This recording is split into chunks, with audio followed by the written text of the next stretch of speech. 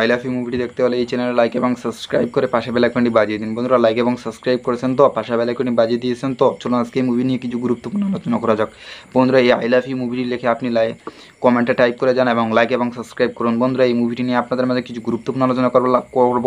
আপনি যদি 2 থেকে 3 মিনিটের ভিডিওটি পুনরায় দেখে থাকেন তাহলে আপনি বুঝতে পারা যাবেন যে এই মুভি আপনি কীভাবে এবং কোথায় দেখবেন। সো বন্ধুরা এই মুভি অনেক জনপ্রিয় এবং ট্রেন্ডিং মুভি, যা আপনাদের মাঝে রিভিউ এবং এক্সপ্লেন করবো আগে, তারপরে আমি আপনাদের মাঝে বলে দেবো যে আপনি এই মুভি কোথায় এবং কীভাবে দেখবেন। সো বন্ধুরা আই লাভ ইউ এই মুভিটি অনেক জনপ্রিয় এবং ট্রেন্ডিং মুভি, যা আপনাদের মাঝে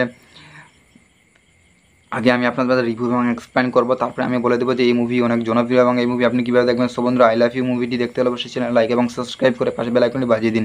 বন্ধুরা লাইক এবং সাবস্ক্রাইব করেছেন তো, চলুন এই মুভি নিয়ে কিছু গুরুত্বপূর্ণ এবং মূল কথা চলে যাওয়া যাক।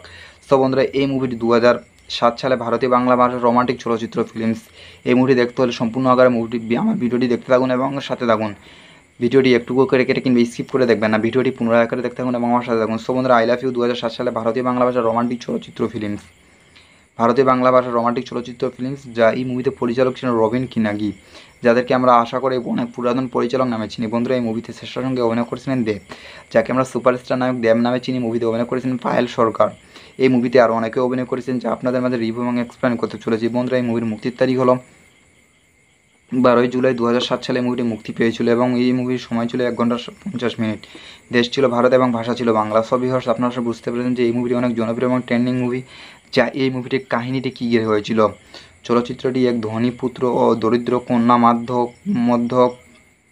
মাধ্যক প্রেমের গল্প। রাহুল দেব তার বোন বর্ষা এর বিয়ের জন্য লন্ডন থেকে ফিরে আসে। তার বাবা অরুণ বন্দ্যোপাধ্যায় বিরাট আয়োজন মেয়ের বিয়ের ব্যবস্থা করেছে। বিয়ের জন্য বর্ষা তার সেরা বন্ধু পূজা পায়েল সরকারকে নিয়ে এসেছে। একদিন রাহুল এর সাথে মোনার বিয়ের আগে থেকেই মুখের কথা ঠিক করা হয়েছিল, তাই মোনার বাবা